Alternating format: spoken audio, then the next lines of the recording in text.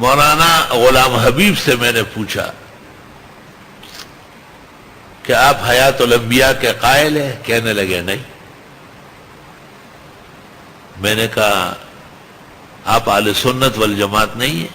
کہا ہوں۔ میں نے کہا یہ فتح الباری ہے، 7ویں جلد ہے، 122 اور 123 اور 158 صفحہ نکالا۔ حافظ ابن حجر کہتے ہیں اہل السنہ یثبتون الحیات لانبیائہم بعد امواتہم والخوارج والمعتزلہ ینکرونہ۔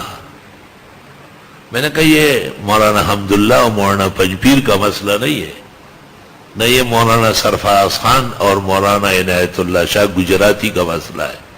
حافظ ابن حجر بخاری کے کامیاب شارحین ہیں، اور وہ کہتے ہیں کہ اہل سنت حیات الانبیاء کے قائل ہیں، اور حافظ ابن حجر 9ویں صدی ہجری کے محدث ہیں، جسے حضرت مدنی کہتے تھے حافظ الدنیا ابن حجر نے کہا ہے، اور وہ کہتے ہیں کہ معتزلہ و خوارج کے علاوہ اہل سنت کئی منکر ہی نہیں۔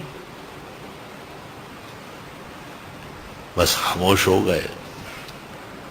میرا مطلب صرف اطلاع تھی کہ انہیں آگاہ کروں کہ کتابوں میں یہ مسئلہ پہلے سے چلا ہے، یہ کوئی پاکستان 1972 میں عنایت اللہ شاہ گجراتی نے یہ مسئلہ پیدا کیا۔ بڑے اکابر علماء میں سے مولانا سرفراز خان نے جمعیت علماء اسلام مغربی پاکستان کے تمام علماء ملتان میں جمع ہوئے، اور 2 آدمیوں کو ذمہ داری سونپی، ایک مولانا خیر محمد جالندری کو اور دوسرے مولانا سرفراز خان کو۔ مسئلہ بہت غمگین تھا، مولانا خیر محمد درسیات پہ مشغول تھے، لیکن مولانا سرفراز خان ایسے مسائل کے امام الزمان تھے۔ انہوں نے تسکین الصدور لکھی ہے، علماء نے سب نے تصدیق کی۔ یہ اہل حق کا نمائندہ کتاب ہے۔ تسکین الصدور گویا کہ المحند علی المفند، یعنی عقائد علماء دیوبند کی شرح اور تفصیل ہے۔ تو جب بھی موقع ہوا ہے،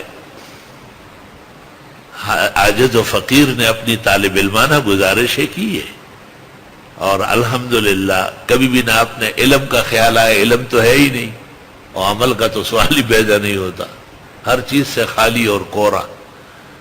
مگر جو قرآن اللہ نے نصیب کیا ہے وہ زندگی بھر پڑھا رہے ہیں، جو کتابیں احادیث اور فقہ اپنے مشائخ سے سیکھا ہے، اس کے پیش نظر جہاں غلطی آئی ہے فقیر نے آواز دی ہے، اور اکثر آواز کی برکتیں مانی گئی ہے۔